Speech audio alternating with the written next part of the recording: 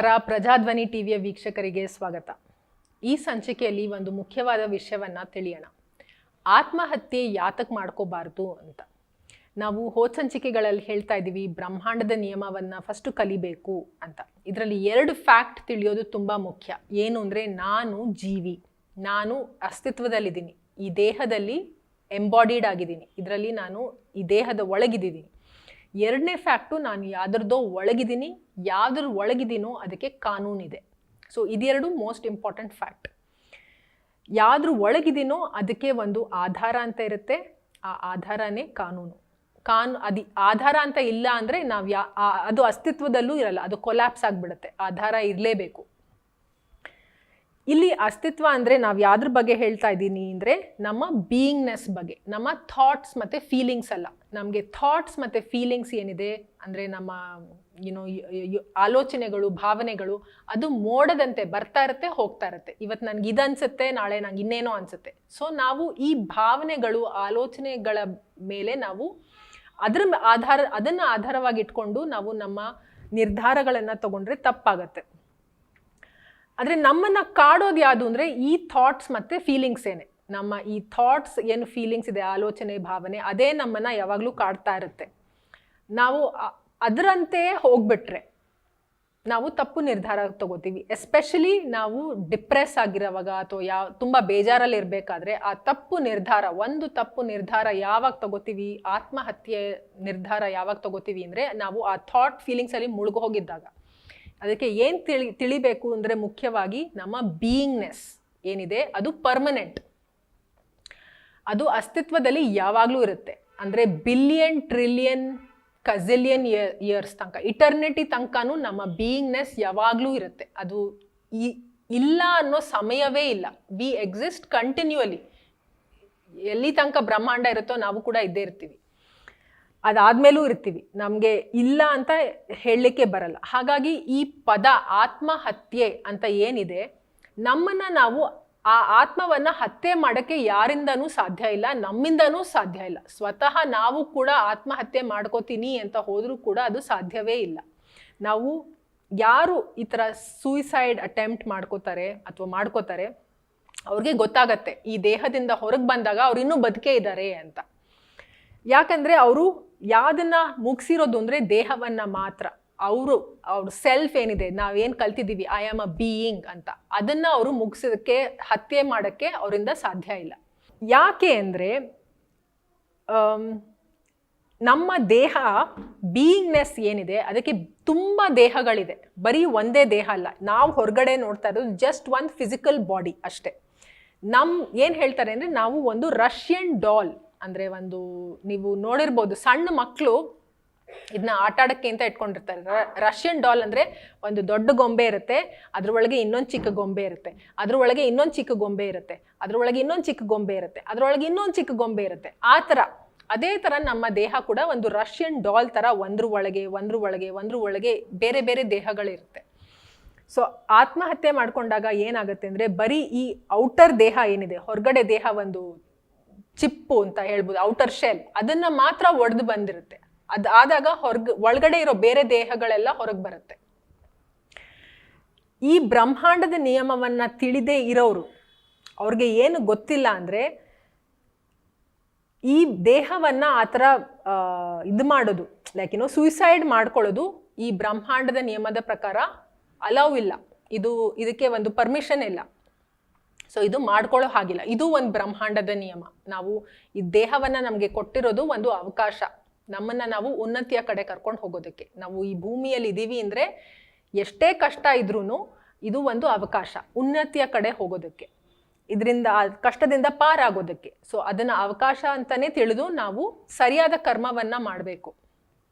ಹಂಗೆ ಮಾಡದೇ ಇದ್ದಾಗ, ಈ ಬ್ರಹ್ಮಾಂಡದ ನಿಯಮ ಏನು ಅಂತ ತಿಳಿದೇ ನಾವು ಸುಮ್ಮನೆ ನಮ್ಗೆ ಹೆಂಗೆ ಬೇಕೋ ಹಂಗೆ ಜೀವನ ನಡೆಸ್ಕೊಂಡು ಹೋಗ್ತಾ ಇರ್ತೀವಿ. ಆವಾಗ ಅದರ ಪರಿಣಾಮ ರೂಪದಲ್ಲಿ, ಕಾನ್ಸಿಕ್ವೆನ್ಸ್ ರೂಪದಲ್ಲಿ ನಮಗೆ ಟೆನ್ಷನ್ ಕ್ರಿಯೇಟ್ ಆಗುತ್ತೆ. ಯಾಕಂದರೆ ನಾವು ಸರಿಯಾದದನ್ನು ಮಾಡ್ತಾ ಇರಲ್ಲ, ತಿಳಿದು ಮಾಡ್ತಾ ಇರಲ್ಲ.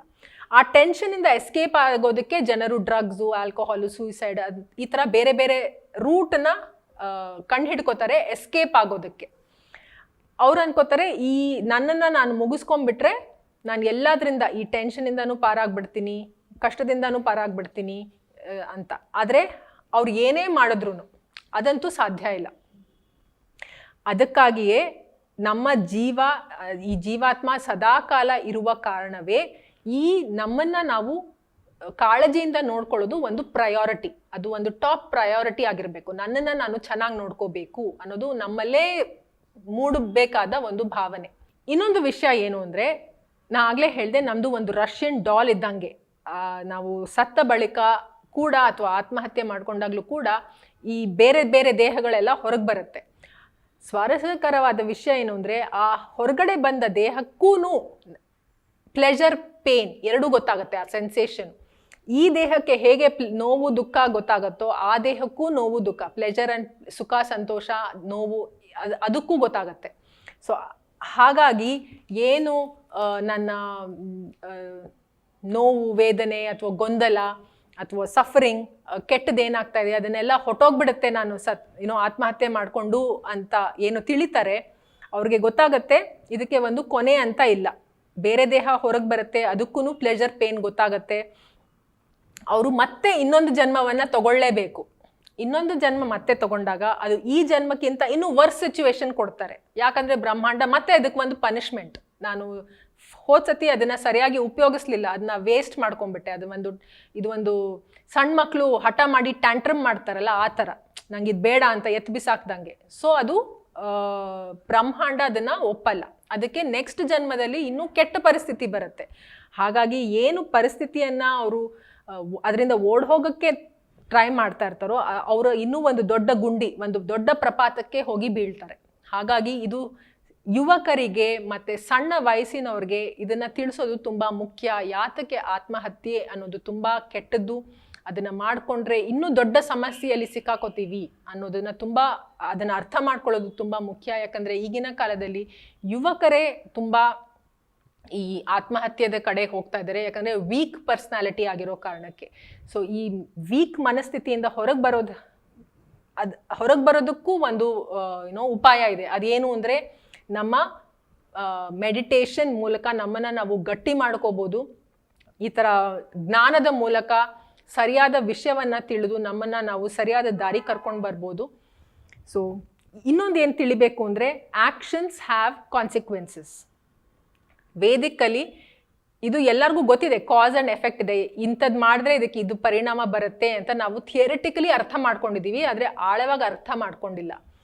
ಆ್ಯಕ್ಷನ್ಸ್ ಹ್ಯಾವ್ ಕಾನ್ಸಿಕ್ವೆನ್ಸಸ್ ಅಂದರೆ ಕಾನ್ಸಿಕ್ವೆನ್ಸಸ್ ಬರ್ತಾ ಇದೆ ಅಂದರೆ ಅದಕ್ಕೆ ಒಂದು ನಿಯಮ ಇದೆ ಅಂತಲೇ ಅರ್ಥ. ನಿಯಮ ಇಲ್ಲದೆ ಪರಿಣಾಮ ಬರೋದಕ್ಕೆ ಸಾಧ್ಯ ಇಲ್ಲ. ಉದಾಹರಣೆಗೆ ಹೇಳಬೇಕು ಅಂದರೆ, ನಾನು ಸೆಂಟರ್ಡ್ ಆಗಿ ಇಲ್ಲದೆ ಇದ್ರೆ, ನಾನು ಹಿಂಗೆ ಯಾವಾಗಲೂ ಇಂಬ್ಯಾಲೆನ್ಸ್ಡ್ ಆಗಿದ್ರೆ ಒಂದು ಕಾಯಿಲೆ ಬಂದೇ ಬರುತ್ತೆ. ಯಾಕಂದರೆ ಅದಕ್ಕೆ ಪರಿಣಾಮ ಯಾಕೆ ಬರ್ತಾ ಇದೆ, ಕಾಯಿಲೆಯ ಪರಿಣಾಮ ಯಾಕೆ ಬರ್ತಾ ಇದೆ ಅಂದರೆ ಒಂದು ನಿಯಮ ಇದೆ. ಸೆಂಟರ್ಡ್ ಆಗಿ ಇಲ್ಲದೆ ಇದ್ರೆ ಇಂಬ್ಯಾಲೆನ್ಸ್ ಆಗುತ್ತೆ, ಇಂಬ್ಯಾಲೆನ್ಸ್ ಆದರೆ ಕಾಯಿಲೆ ಬರುತ್ತೆ ಅಂತ ಒಂದು ನಿಯಮ ಇದೆ. ಸೊ ಅದಕ್ಕೇನೆ ಅದು ಬರ್ತಾ ಇದೆ. ಸೊ ಅದಕ್ಕೇನೆ ಆ ಪರಿಣಾಮ ಬಂದಾಗ ಯಾರಿಗೂ ಇಷ್ಟ ಇಲ್ಲ. ನಮ್ಮ ಕಲಿಯುಗದಲ್ಲಿ ಏನು ನಮ್ಮ ಸಮಸ್ಯೆ ಅಂದರೆ, ನಾವು ಕರ್ಮವನ್ನು ಮಾತ್ರ ಮಾಡೋಕ್ಕೆ ಇಚ್ಛಿಸ್ತೀವಿ, ಆದರೆ ಪರಿಣಾಮವನ್ನು ಎದುರಿಸೋಕ್ಕೆ ನಮಗೆ ಇಷ್ಟ ಇಲ್ಲ. ಪರಿಣಾಮ ಬಂದಾಗ ನಾವು ಎಲ್ಲರೂ ಅಳ್ತೀವಿ, ದೂಷಣೆ ಮಾಡ್ತೀವಿ. ಮ್ಯಾಕ್ಸಿಮಮ್ ಎಲ್ಲಿ ತನಕ ಹೋಗ್ತೀವಿ ಅಂದರೆ ಪರಮಾತ್ಮನೇ ಸರಿ ಇಲ್ಲ, ಪರಮಾತ್ಮ ನಾನು ಇಷ್ಟು ಪೂಜೆ ಮಾಡಿದ್ದೀನಿ, ಇಷ್ಟು ಇದು ಮಾಡಿದ್ದೀನಿ, ಅದು ಮಾಡಿದ್ದೀನಿ, ಆದರೆ ನನಗೇ ಯಾಕೆ ಇಷ್ಟು ಕಷ್ಟ ಬರ್ತಾ ಇದೆ ಅಂತ ನಾವು ದೂಷಣೆ ಮಾಡ್ತೀವಿ. ಸೊ ಇದು ಒಂದು ನಾನ್ ಲರ್ನಿಂಗ್ ಆ್ಯಟಿಟ್ಯೂಡ್. ನಾವು ಲರ್ನಿಂಗ್ ಆ್ಯಟಿಟ್ಯೂಡ್ ಬಗ್ಗೆನೂ ಮಾತಾಡಿದ್ದೀವಿ. ನಾನ್ ಲರ್ನಿಂಗ್ ಆ್ಯಟಿಟ್ಯೂಡ್ ಇದೆ ಅಂದರೆ ಏನು ಅರ್ಥ ಅಂದರೆ, ಅಲ್ಲಿ ಅಹಂಕಾರ ಇದೆ ಅಂತ ಅರ್ಥ. ಸೊ ಎಲ್ಲಿ ನಾನ್ ಲರ್ನಿಂಗ್ ಆ್ಯಟಿಟ್ಯೂಡ್ ಇರುತ್ತೋ ಅಲ್ಲಿ ಅಹಂಕಾರ ಇರುತ್ತೆ. ನಂಗೆ ಆಲ್ರೆಡಿ ಗೊತ್ತಿದೆ, ನಾನು ಕಲಿಯುವ ಅವಶ್ಯಕತೆ ಇಲ್ಲ ಅಂತ.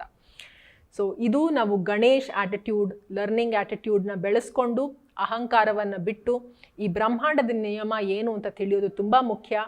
ಇದರಿಂದ ಆತ್ಮಹತ್ಯೆ ಅಂತ ದೊಡ್ಡ ಸ್ಟೆಪ್ ಏನು ತಪ್ಪು ಸ್ಟೆಪ್ ತಗೋತಾರೆ ಜನರು, ಅದರಿಂದ ನಮ್ಮನ್ನು ನಾವು ಬಚಾವ್ ಮಾಡ್ಕೋಬೋದು.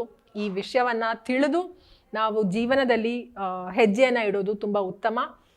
ಸೊ ಹಾಗಾದರೆ ನಾವು ಮತ್ತೆ ಮುಂದಿನ ಸಂಚಿಕೆಯಲ್ಲಿ ಇನ್ನೂ ಬೇರೆ ವಿಷಯದ ಬಗ್ಗೆ ಮಾತನಾಡೋಣ. ಅಲ್ಲಿಯವರೆಗೆ ಪ್ರಜಾಧ್ವನಿ ಟಿವಿಯ ವೀಕ್ಷಕರಿಗೆ ಧನ್ಯವಾದ.